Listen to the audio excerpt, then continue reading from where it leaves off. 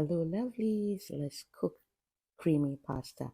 Meanwhile, let me introduce myself again. My name is Chef Fifi, and I am a professional chef. Today, I'm going to be teaching you how to make creamy pasta. So, you start by finely chopping your garlics and set aside. Then you turn on the heat and place your clean pot. Add in water. You can add cold water and boil. I already have a boiled water in the kettle. This is the pasta I'll be using. So this is the amount I added, and I'll allow it to boil. I don't want it to overcook, but I turned on the heat and placed my cast iron pan, then added in a generous amount of real butter. I'm not using anything but real butter. Then went in with the chopped garlics that I finely chopped. I stir fried them on a low heat. Then went in with cream, 1.5 cup. Whipping cream is what you are looking for. You can even use double whipping cream. You stir, and then you go in with your seasoning.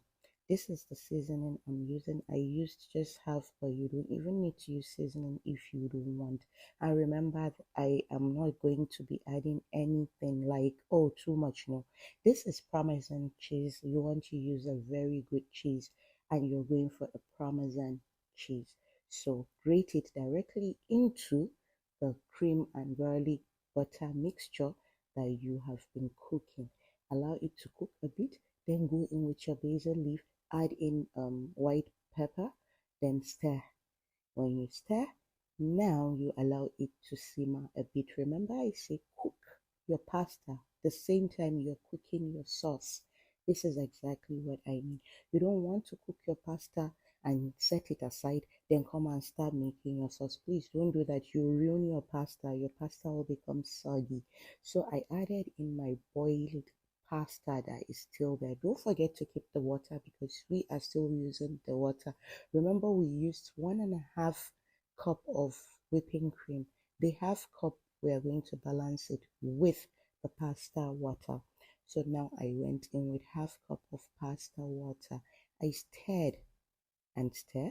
Then I will allow it to cook for a minute or two. Then go in with your green. You can use parsley, you can use green onions. I didn't have parsley here, so I used a bit of green onions and I stir, and voila, your Alfredo creamy pasta is so ready. Don't forget to serve and enjoy it almost immediately because the sauce has a way of getting or soaking the cream and the cheese immediately. You don't want to omit the cheese part. Anything you see me do, try and do it. That's how you get a good recipe. So this was a recipe that was requested by a dear friend, and I decided to do it for her, but it took a little bit of time. But what? It's better late than never. Creamiest Alfredo pasta is so ready.